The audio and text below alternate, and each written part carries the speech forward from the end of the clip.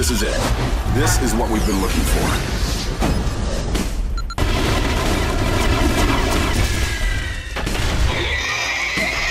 The Conduit stands apart from most of what we see on the Wii. Here's a game developed expressly for the platform from the engine up, designed to take advantage of the system's versatile interface. First-person shooters are a natural fit for the Wii, and the Conduit is especially ambitious. Does it have what it takes to compete with the best games on the system?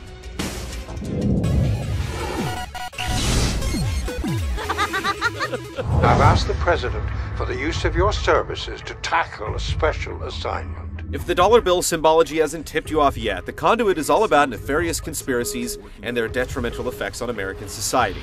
Think Da Vinci Code meets X-Files. You play as Michael Ford, a member of a secret government agency called the Trust, who's charged with stopping an alien invasion. Almost immediately, you begin to call into question who's actually working with the Drudge, as these hostile extraterrestrials are called. A few genuine surprises are scattered amongst a sequence of predictable plot turns, but the story never intrudes on the game. It all mostly plays out in-game with your allies providing updates, orders, and commentary on the fly as you progress. The ASE, experimental prototype Prometheus stole from our research facility. Briefing-style sequences bookend each level, and they do a decent job of smoothing out the sometimes harsh transitions between missions. Overall, the story is decently acted, if somewhat hammy at times, and the ending leaves little doubt that the writers intend to pen a sequel. In case you haven't noticed, the invasion of Washington has begun.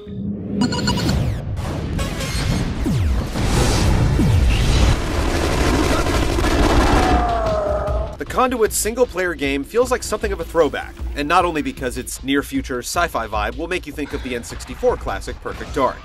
You go through 9 levels in a strict linear sequence, and barring some scattered collectibles and hidden ammo caches, the game leads you by the nose from firefight to firefight. There's an equal focus on corridor clearing and more wide-open firefights, but the battlefields are never especially imaginative. The environments do change, mind you. You cover a good bit of ground in Washington, D.C. in your quest to end the Drudge. It's just that they don't provide much variety apart from aesthetics.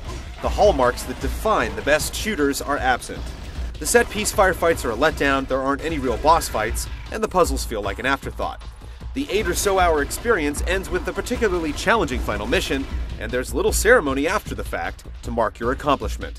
It's fortunate then that the Conduit has a well-realized multiplayer component to prop it up. The ways that it bypasses the Wii's cumbersome online functionalities are a welcome change. The game does use friend codes, but you only need them if you want to play a closed match with people you know. If you're interested in hopping into a match without the fuss, the game can populate a map with regional and global opponents. For all intents and purposes, the Conduit works like you'd expect a modern competitive shooter to, including voice chat support via WiiSpeak. The online matches we've been playing during our review have so far been hitch-free. Hopefully this will persist post-release. The standard selection of modes are accounted for, including free-for-all and team deathmatch variants, capture the flag, and a Conduit-flavored take on the Halo favorite Oddball. Up to 12 players can fight in a match, and there are rules variants that do a good job of switching things up. Take Bounty Hunter, a deathmatch rule set that docks you points if you kill anyone apart from the designated target highlighted on your minimap. As you single-mindedly pursue your quarry, you inevitably end up getting caught in quite a few crossfires. Though its single-player campaign is a bit underwhelming, the Conduit has all the makings of a viable online shooter. If a solid community gets behind it, then this is a game you could play for a long time to come. Red team wins.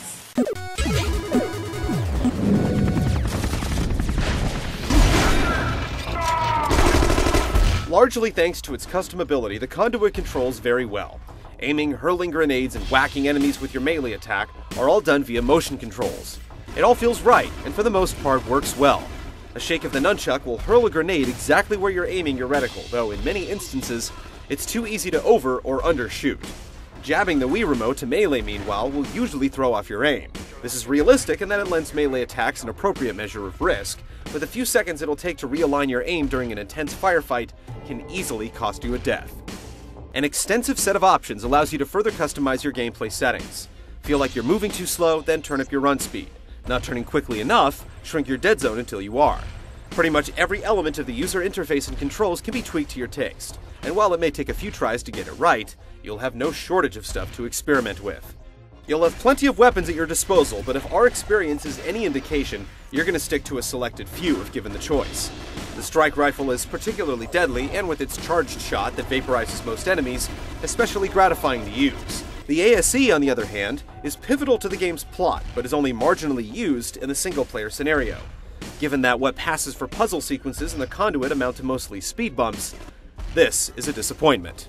From a game mechanics standpoint, the Conduit is impressive in its comprehensiveness. Once you figure out the settings that work best for you, you'll feel confident mixing it up with any and all comers online.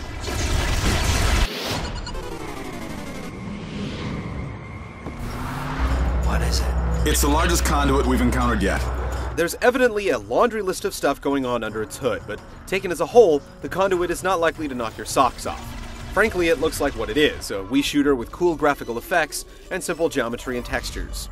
It's a cut above most of what's out there, but it falls short of what you'd expect from the system's marquee games.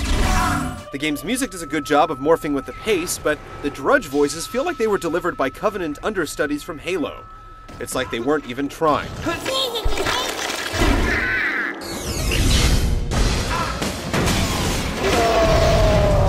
The Conduit deserves credit for getting the most important stuff right. In spite of the disappointing single-player campaign, it delivers as a shooter on the strength of its multiplayer component.